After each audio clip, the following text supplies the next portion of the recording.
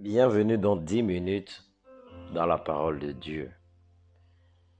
Je veux m'entretenir avec toi sur ce que c'est le christianisme, la chrétienté,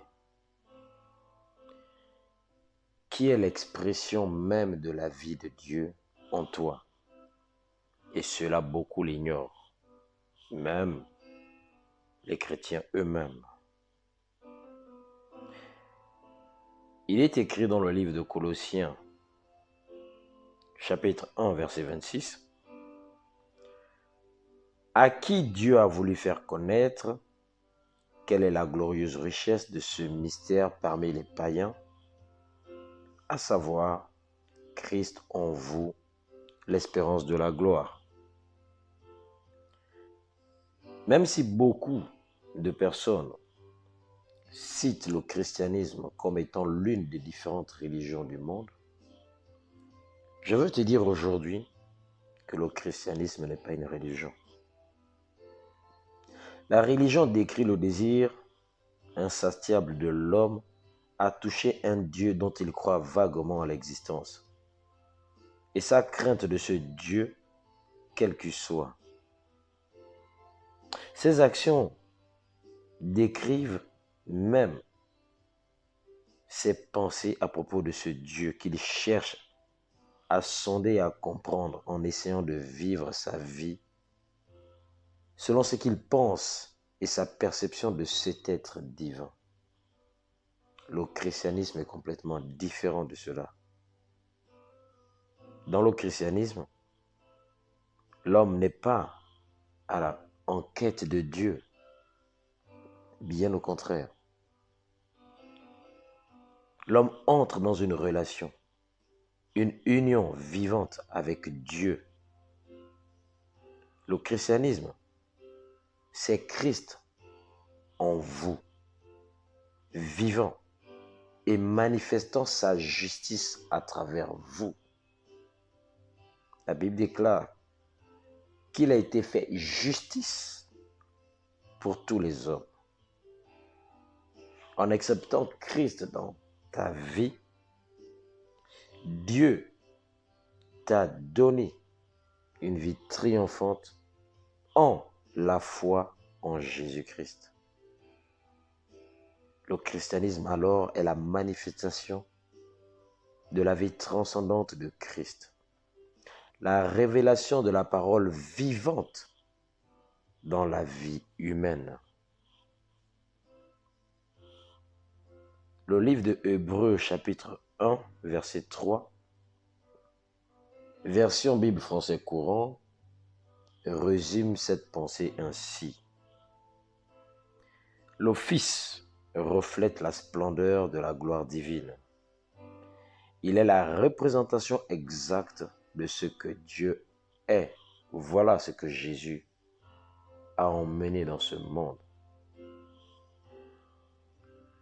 Tant que cela ne devient pas une révélation pour toi, une connaissance pratique que tu auras tout simplement la religiosité des principes chrétiens et pas le christianisme dans sa profondeur. Être chrétien veut dire que tu as maintenant la véritable nature de Dieu dans ton esprit humain. Le chrétien est le dévoilement de la justice de Dieu, l'expression et le rayonnement de sa gloire. Alléluia. Jean 3,16 te dit, Dieu a tant aimé le monde qu'il a donné son propre Fils, afin que quiconque croit en lui ne périsse pas, mais qu'il ait la vie éternelle, c'est-à-dire la vie des dieux. C'est un échange. Ta foi en Jésus-Christ a créé dans ton esprit la vie de Dieu. Le chrétien est littéralement né de Dieu. C'est le Dieu homme, c'est-à-dire l'aspect humain de Dieu Il a et vit la vie de Dieu sur terre. Voilà ce que c'est un chrétien. Malheureusement, il n'en est pas conscient.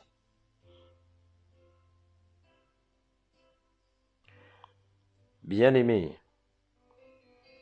tu dois comprendre que tu es un Dieu. Le psaume 82, verset 6 dit bien ceci. J'avais dit que vous êtes des dieux. Vous êtes tous des fils du Très-Haut.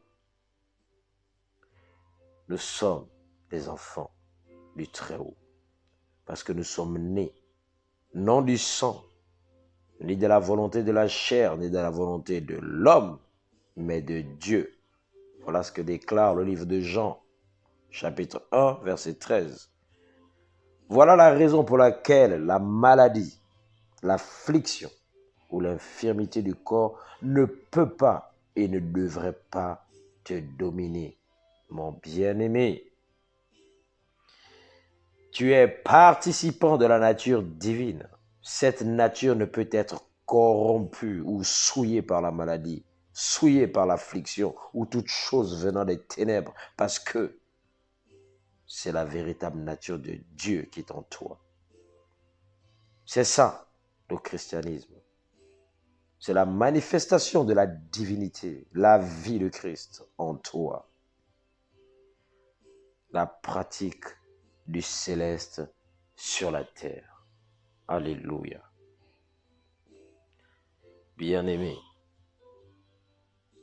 je veux t'inviter à croire en cela et à déclarer maintenant ces paroles, afin qu'elles soient manifestes dans ta vie maintenant. Et répète juste après moi. Je suis la demeure de Dieu. En lui je vis, je me meus et j'ai mon être. Je suis convoyeur des vérités éternelles et participant de la nature divine. J'ai la capacité d'effectuer des changements positifs dans mon monde parce que le plus grand vit en moi. Alléluia. Bien-aimé, demeure encore béni. C'était ton frère, le prophète Apita.